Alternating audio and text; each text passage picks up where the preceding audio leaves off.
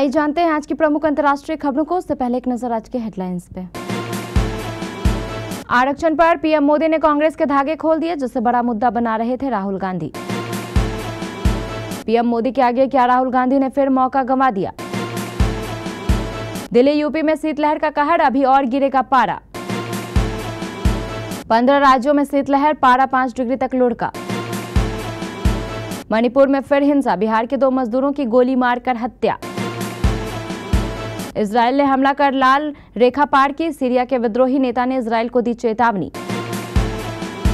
रूस यूक्रेन के बीच भयंकर युद्ध जारी, कीव ने बदला कमांडर। आज सस्ता हुआ सोना चांदी के दाम भी गिरे। हिंदी पट्टी में पुष्पा 2 की धाक, जवान और स्त्री 2 को धूल चटाने को तैयार।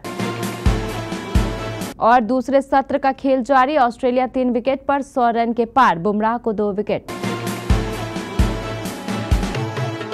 संसद में संविधान पर चर्चा के दौरान विपक्ष के नेता राहुल गांधी ने आरक्षण को मुद्दा बनाया। सरकार को चुनौती देते हुए कहा कि अगर कांग्रेस की सरकार बनी तो आरक्षण का 50% वाला दायरा तोड़ देंगे। उन्होंने मोदी सरकार को आरक्षण के खिलाफ बताया, लेकिन जब प्रधानमंत्री नरेंद्र मोदी का मौका आया तो उन्होंने आरक्षण पर कांग्रेस के धागे खोल दिए। बताया कि कैसे जवाहरलाल नेहरू से लेकर राजीव गांधी तक आरक्षण के खिलाफ थे। उन्होंने जो किया उसका सबसे बड़ा नुकसान SC, ST और OBC को हुआ। पीएम मोदी ने कहा, संविधान निर्माताओं ने देश की एकता और अखंडता के हित में धर्म और आस्था के आधार पर आरक्षण की अनुमति नहीं देने का सोचा समझा फैसला किया था, लेकिन कांग्रेस सत्ता के लालच में और अपने वोट बैंक के तुष्टीकरण में संवैधानिक भावना का उल्लंघन करते हुए इसे आगे बढ़ा रही है। वे धर्म के आधार पर आरक्षण देना चाहते हैं। बाबा साहेब अम्बेडकर चाहते थे कि देश कमजोर ना हो, इसलिए आरक्षण की व्यवस्था की गई, लेकिन वोट बैंक की राजनीति में डूबे हुए लोगों ने धर्म के आधार पर, तुष्टीकरण के आधार पर आरक्षण में कुछ न कुछ नुक्ताचीनी करने की कोशिश की है। संविधान को स्वीकार करने के 75 वर्ष पूरे होने पर संसद में विधानसभा पर बहस के दौरान प्रधानमंत्री नरेंद्र मोदी ने लंबा भाषण दिया। अपने पूरे भाषण में पीएम नरेंद्र मोदी ने जवाहरलाल नेहरू, इंदिरा गांधी, राजीव गांधी से लेकर कांग्रेस के लंबे शासन पर निशाना साधा। उससे पहले लोकसभा में प्रतिपक्ष के नेता राहुल गांधी ने सावरकर का नाम लेते हुए संविधान के प्रति उनकी धारणा पर सवाल उठाए, जबकि पहली बार संसद पहुंची उनकी बहन और कांग्रेस सांसद प्रियंका गांधी वाड्रा ने भी सरकार को घेरा। संविधान पर हुई लंबी चर्चा की गूंज सुनाई दी और कई लोगों ने पीएम मोदी के भाषण को शानदार बताते हुए उसे हालिया हरियाणा और महाराष्ट्र चुनावों में बीजेपी की अप्रत्याशित जीत का आत्मविश्वास करार दिया।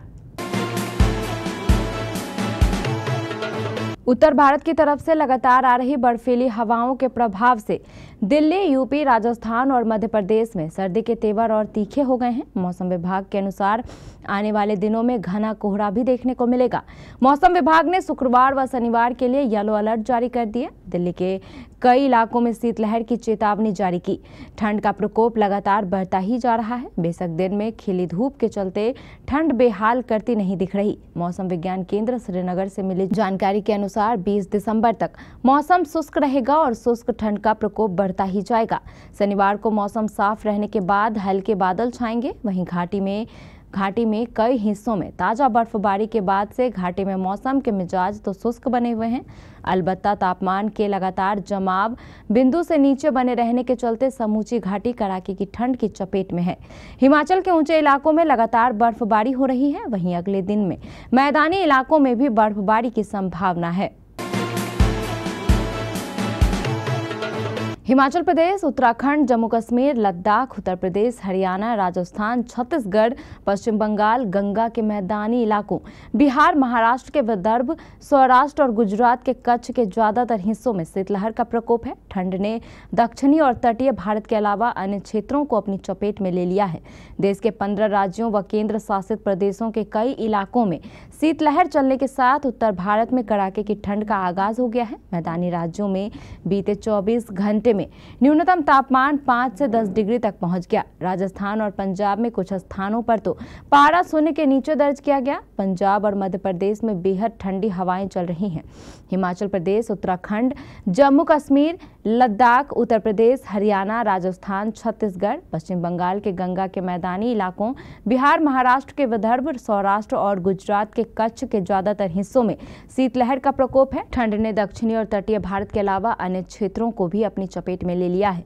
मौसम विभाग के अनुसार पिछले 24 घंटे में मैदानी क्षेत्रों में सबसे कम न्यूनतम तापमान पंजाब के आदमपुर में 0.7 डिग्री दर्ज किया गया। राजस्थान के सीकर जिले के फतेहपुर में यह 1.3 डिग्री और माउंट आबू में 1.4 डिग्री तक पहुंच गया। उत्तर प्रदेश और मध्य प्रदेश के कुछ हिस्सों, पूर्वी राजस्थान और विदर्भ में न्यूनतम तापमान सामान्य से 3 से 5 डिग्री नीचे दर्ज किया गया।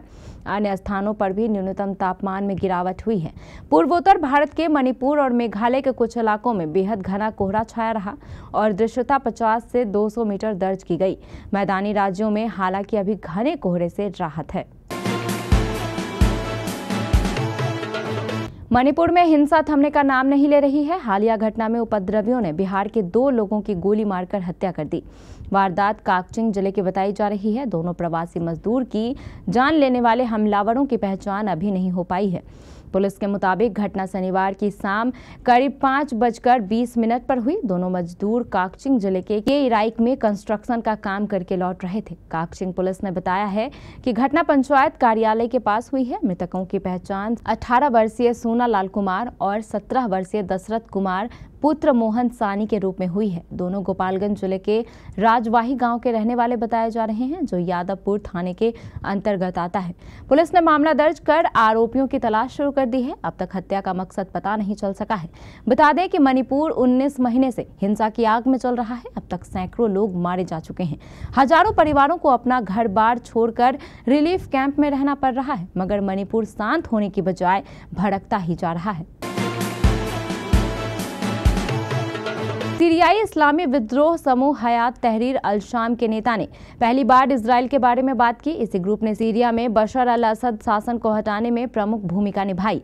सीरियाई टीवी चैनल को दिए एक इंटरव्यू में अहमद अल साराव, जिन्हें ग्रुप में अबू मोहम्मद अल जुलानी के नाम से जाना जाता है, ने कहा कि इजराइल के पास अब सीरिया पर हवाई हमला करने का कोई बहाना नहीं बचा है। उन्होंने कहा कि सीरिया की जमीन पर हमला कर इजराइल ने रेड लाइन पार कर दी है और क्षेत्र में अनावश्यक तनाव को जन्म दे सकता है। इससे पहले सप्ताह में इजराइल ने सीरियाई सेना की रासायनिक हथियार साइटों, मिसाइलों, एयर डिफेंस, एयरफोर्स और नेवी को खत्म करने के लिए अभियान चलाया था। ऐसा इसलिए ताकि हथियार जिहादियों के हाथों में जाने से बच सके। इसके अलावा इजराइल ने ऐसे कदम उठाए जिसके अंतर्राष्ट्रीय स्तर पर निंदा हुई। दरअसल विद्रोहियों की ओर से दमिश्क पर कब्जा करने के कुछ ही घंटे बाद इजराइल ने गोलान हाइट्स पर यूएन के गश्त वाले बफर जोन में भी प्रवेश किया। रूसी सेना के तेजी से आगे बढ़ने के बीच यूक्रेन के सैन्य नेतृत्व ने पूर्वी डोनेट्स्क क्षेत्र में सुरक्षा की देखरेख करने वाले कमांडर को बदल दिया है। एक अधिकारी ने शनिवार को कहा कि जनरल अलेक्जेंडर टानारवस्की को जनरल अलेक्जेंडर लुटेस्को की जगह ऑपरेशनल और टेक्निकल ग्रुप डेनोट्स का प्रमुख नियुक्त किया गया था। यूक्रेन युद्ध के मैदान में बैकफुट पर है। रूसी सेना तेज गति से आगे बढ़ रही है। यूक्रेन ने शनिवार को कहा कि रूसी प्रोकोवस्क के आसपास के गांवों में कई यूक्रेनी ठिकानों को नष्ट कर दिया है। रूस ने उत्तरी सीरिया के मोर्चों और अलवाइट पर्वतीय क्षेत्र में तैनात अपने सैनिकों को वापस सैन्य अड्डों पर बुला लिया है, लेकिन दोनों अड्डों को छोड़ने की योजना घोषित नहीं की है। रूस ने कहा है कि अंतर्राष्ट्रीय आतंकवाद से लड़ने के लिए वह इन सैन्य अड्डों को बनाए रखना चाहते हैं। सोना चांदी खरीदने से पहले आपको आज के भाव के बारे में जान लेना चाहिए। अगर आप सोना चांदी खरीदना चाहते हैं या फिर आप सोने में निवेश करना चाहते हैं तो ये खबर आपके लिए बेहद जरूरी है। बैंकबाजार.com के मुताबिक आज यानी रविवार 15 दिसंबर को मध्य प्रदेश की राजधानी भोपाल में 1 ग्राम 22 कैरेट सोने का भाव 7,220 रुपए और 1 ग्राम 24 कैरेट सोने का भाव 7,581 रुपए है। राजधानी भोपाल में कल यानी शनिवार को 22 कैरेट सोना 73,100 रुपए प्रति 10 ग्राम बिका था, जबकि 24 कैरेट सोना 76,760 रुपए प्रति 10 ग्राम बिका था। वहीं आज यानी रविवार 15 दिसंबर को सोने की कीमत में कमी देखी गई। 22 कैरेट सोना की कीमत 72,200 रुपए प्रति 10 ग्राम और 24 कैरेट सोने की कीमत 75,810 रुपए प्रति 10 ग्राम है। अल्लू अर्जुन अभिनीत फिल्म पुष्पा 2 घरेलू बॉक्स ऑफिस पर राज कर रही है। वहीं हिंदी बेल्ट में यह जवान और स्त्री 2 के लाइफ टाइम कलेक्शन को पछाड़ने के लिए कदम बढ़ा चुकी है। सुकुमार के निर्देशन में बनी अल्लू अर्जुन और फहद फासिल अभिनीत फिल्म पुष्पा 2 द रूल घरेलू बॉक्स ऑफिस पर राज कर रही है। फिल्म ने घरेलू सहित वैश्विक बॉक्स ऑफिस पर कई रिकॉर्ड तोड़े हैं। पुष्पा 2 अब तक की सबसे ज्यादा कमाई करने वाली भारतीय फिल्म बन गई है। इसके रिलीज को आज 10 दिन पूरे हो गए। भारत और ऑस्ट्रेलिया के बीच तीसरे टेस्ट मैच के शुरुआती दिन यानी शनिवार को बारिश ने खलल डाला और सिर्फ 13.2 ओवर का ही खेल हो सका। रविवार को मैच के दूसरे दिन का खेल जारी है। भारतीय कप्तान रोहित शर्मा ने टॉस जीतकर पहले गेंदबाजी का फैसला किया था। दूसरे दिन के दूसरे सत्र का खेल जारी है। ऑस्ट्रेलिया ने अपनी पहली पारी में 3 विकेट गंवाकर 110 रन बना लिए हैं। फिलहाल स्टीव स्मिथ और ट्रेविस हेड क्रीज पर हैं। आज ऑस्ट्रेलिया ने 13.2 ओवर में बिना किसी विकेट के आगे खेलना शुरू किया। कंगारुओं को आज पहला झटका पारी के 17वें ओवर में लगा, जब बुमराह ने उस्मान ख्वाजा को विकेटकीपर पंत के हाथों कैच कराया। वह 21 रन बना सके। इसके बाद बुमराह ने मैकस्वीनी को पवेलियन भेजा, वह 9 रन बना सके। फिर नीतीश रेड्डी ने मानर्स लैबुशेन को स्लिप में कोहली के हाथों कैच कराया, वह 12 रन बना सके। दूसरे दिन लंच तक ऑस्ट्रेलिया ने अपनी पहली पारी में 3 विकेट गंवाकर 104 रन बना लिए हैं। फिलहाल स्टीव स्मिथ 25 रन और ट्रेविस हेड 20 रन बनाकर नाबाद हैं। दोनों के बीच चौथे विकेट के लिए अब तक 29 रन की साझेदारी हो चुकी है। आज ऑस्ट्रेलिया ने 13.2 ओवर में बिना किसी विकेट के आगे खेलना शुरू किया। कंगारुओं को आज पहला झटका पारी के 17वें ओवर में लगा, जब बुमराह ने उस्मान ख्वाजा को विकेटकीपर पंत के हाथों कैच कराया, वह 21 रन बना सके। इसके बाद बुमराह ने मैकस्वीनी को पवेलियन भेजा, वह 9 रन बना सके। फिर नीतीश रेड्डी ने मार्नस लाबुशेन को स्लिप में कोहली के हाथों कैच कराया, वह सिर्फ 12 रन बना सके।